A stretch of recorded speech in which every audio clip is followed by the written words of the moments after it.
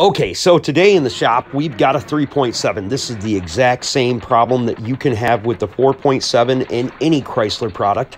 This is in a Jeep, but the problem is, as you can see, that tensioner is moving up and down erratically. I've already checked the oil pressure, and if we go over to the other side, we notice that it's not moving near as much.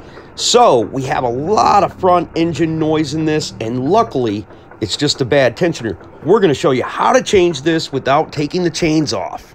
Hey, what is happening, folks? Do you have bad timing chain tensioners or some weirdo noise coming from the front of your Jeep? Well, I'm going to show you how to remove the upper tensioners without taking the whole timing chain out. For those of you who have never taken one of these apart, what I do take apart is actually relatively simple to take apart.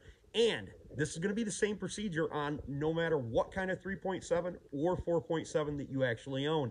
Even ones in the Dodge Durango, Chrysler Aspen, Jeep Grand Cherokee, Jeep Liberty, Jeep Commander, it's all the same. So my name's Clay and you're watching The Clay Way, and we're here in Muskegon, Michigan.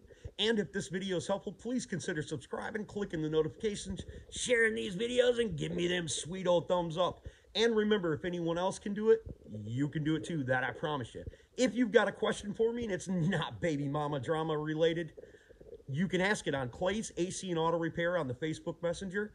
I answer them for absolutely free, and I try to help everyone that I possibly can. Remember, if anyone else can do it, you can do it too. If this video is helpful, at nighttime, turn the old volume down on your computer. Put on one of my sweet Clay Way playlists and let them suckers play from front to back, because that's actually how we make money. I know during this video, you're going to be tempted to skip on through. Well, if you do that, that's fine. Just start the video back over, turn the volume down, and let the sucker play. That's how we make money here on YouTube. And no, I'm not a stinking high dollar baller. That's why I do this stuff, because I'm cheap and I can't afford to pay a bunch of people to do it for me. Because if I could, I certainly would. And I know you would too. So we're going to keep a little bit of that money in your pocket. I hope you enjoyed the video. We'll get down to it. Okay, so one of the first things that I want to do is I want to be able to hold up this tensioner assembly. So I'm going to make a tool to hold that up. I'm going to show you guys how to make it at home so you're able to do it here on the passenger side. Now we're going to take some 3/8 rod, 16 thread. Doesn't really matter the thread or the rod itself. You could technically use a bolt for this situation, but in this situation I don't have a 3/8 bolt, and hopefully we can build a tensioner remover tool out of this here in my garage and in yours. Remember, if anybody else can do it, I promise you, you can do it too. Okay, so you need to use two hands. When you're cutting this off, try to hold it as square as possible, because at the last point, you don't want it to snap off, and then you got to go grind the end of it off and make it square again so you can put your nut back on. You can use either a die grinding wheel or a sawzall of some sort to cut this off of here. It's pretty much up to you, whatever you think and want to use. Okay, 3.5 inches was too long, so now we're going to cut it down to 3 inches and see if that fits up underneath there. So 3.5 inches was too long, wouldn't fit up in there the way that I wanted it to. So since 3.5 was too long, I'm going to try 3 inches. I don't think that's it either. So we're going to go with 2.5 inches. Okay, so it feels like 2.5 inches is going to be my golden money. So I'm going to go ahead and make the rest of the tool, because I can feel it fitting underneath there the way that I want it to, and I have enough space for the socket that I'm going to eventually put on this thing. Now I'm going to tack weld this nut onto here. You might be asking yourself, why didn't you just go to the store and buy the right bolt? Well, because I would have had to buy like 10 different bolts, dude.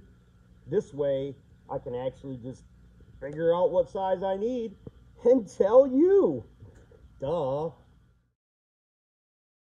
Now I'm assuming you could use just about any socket you want, but as you can see, what I've got going on here is I'm going to stick this up underneath there. The socket's going to push up on the arm, and then I can use the nut to hold it up into place. So we'll see how this turns out. Now, I've also put down some rags here just in case my socket falls off while I'm trying to put it up in there. If I get the socket up in there, if I get the bolt up in there, I can push it up into place and then slide it over because it just happens to fit inside a channel right there. And then we put it into place, and if you got the nut up a little bit like I do, you're going to be able to get it to sit right up in there.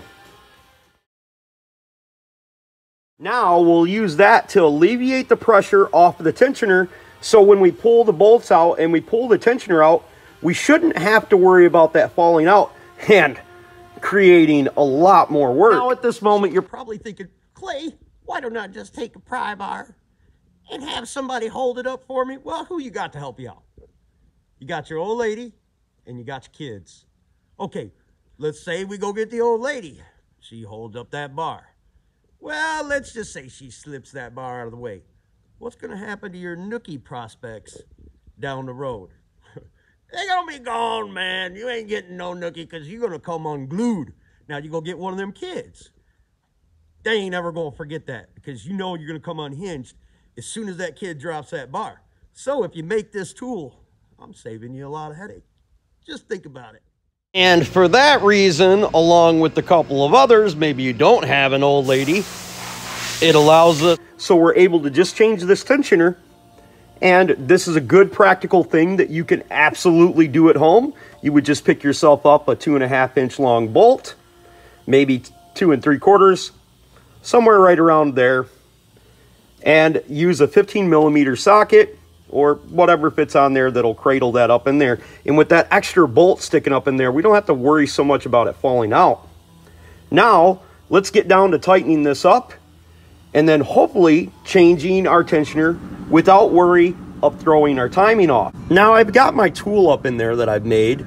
What I'm gonna pay particular attention to is how far the distance and the gap comes between these 2 points.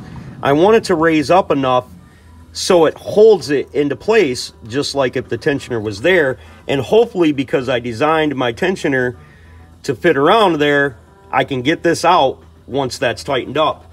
If not, we're gonna have big trouble. At first I try to use 2 wrenches, but it just pushes my tool back up against the block, so I'm gonna have to try something else. Now this could have been precisely the reason that I put the cloth down over the oil pan. Okay, so this is trial and error type stuff. Take this wrench and we'll put it up in there, and then that allows us to hold it. We don't need the wrench until we installed a new one. Okay, so now you could reach down and tighten up the nut until you needed to use the wrench to put the tension on it. Now you'll notice that I flip my wrench over most of the time after I turn it. Now I moved the position of my tensioner a little bit, and you can tell by the wrench on the bottom where I have it located at. That gave me a better angle and allowed me to push up against the guide a lot easier. Keep on flipping the wrench because it allows you to get back on the nut easier, or you would have to turn the nut back if you don't flip the wrench. Every once in a while, I'll reach over and touch the tensioner and see what my spacing's like. Hopefully, if you got that pry bar out of your butt after your old lady shoved it up there for her being mad at you, and check the deflection on that guide.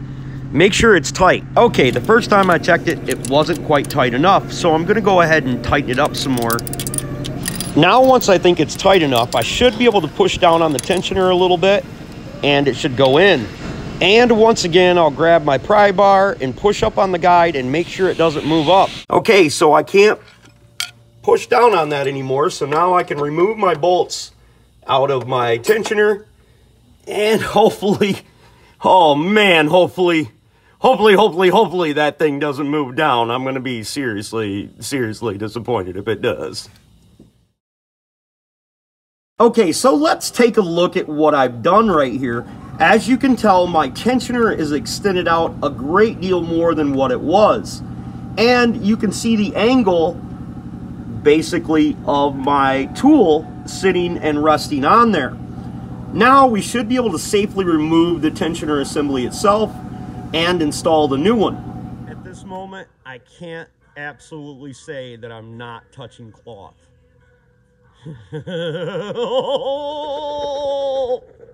Okay, so Obviously, there's an enormous gap in between the tensioner, and the tensioner is not working correctly because there should be no gap. With the tool inserted and the tensioner working properly, it should have came up. Now we just need to remove the two 13mm bolts, and we can remove and insert our tensioner and remove the tool that we've made.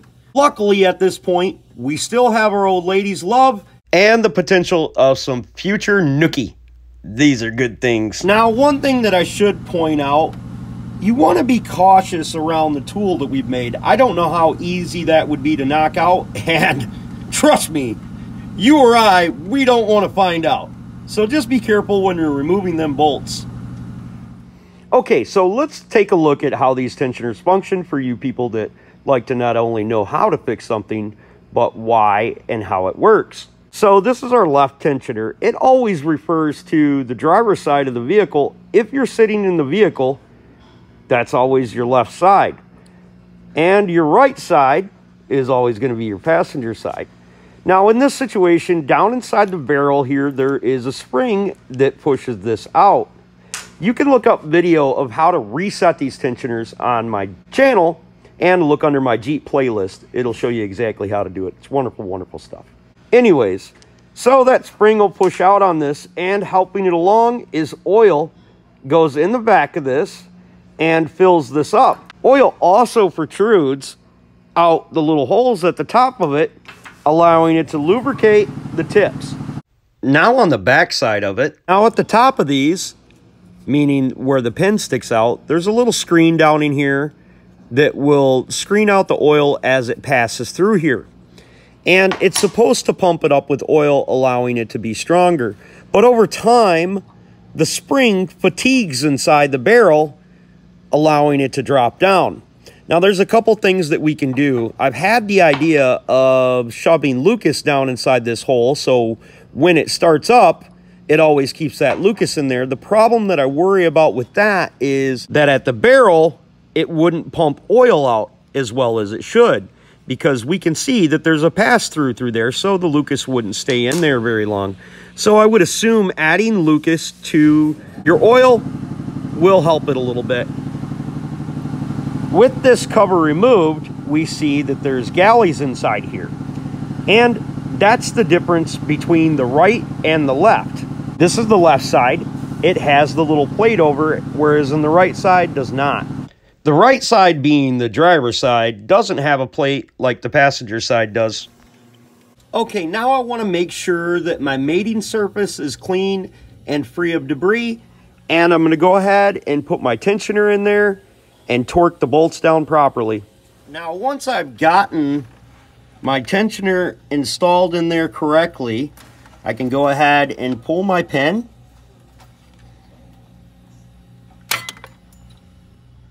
Now notice how when I pull the pin out of there, it goes directly up to it, unlike before. And then I can take my pry bar and just gently raise up on my tensioner to make sure it's set and tight up against my chain before I loosen the tool that we made earlier.